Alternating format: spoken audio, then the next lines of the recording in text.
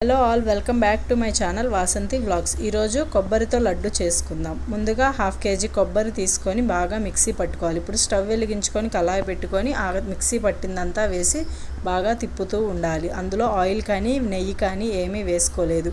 ఇప్పుడు 1/2 kg కొబ్బరి తురుముకు 1/2 kg తాటి బెల్లం వేసుకొని బాగా తిప్పుకోవాలి. తాటి బెల్లం మన ఆరోగ్యానికి చాలా మంచిది. ఇందులో ఎటువంటి కెమికల్స్ ఉండవు కాబట్టి మన హెల్త్కి చాలా మంచిది. ఈ తాటి బెల్లం కొబ్బరి రెండు మిక్స్ చేసి బాగా తిప్పుకుంటూ ఉండాలి. మధ్య మధ్యలో తిప్పడం వల్ల అడుగంటకుండా ఉంటుంది. అలా కొబ్బరి బెల్లం రెండు ఉడికిపోతాయి.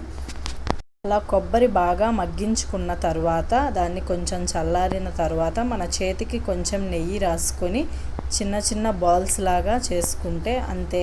ఎంతో టేస్టీగా ఉండే కొబ్బరి లడ్డు రెడీ. ఇలా పిల్లలు చాలా ఇష్టంగా తింటారు. Hope you all like my video. Please like, share and subscribe my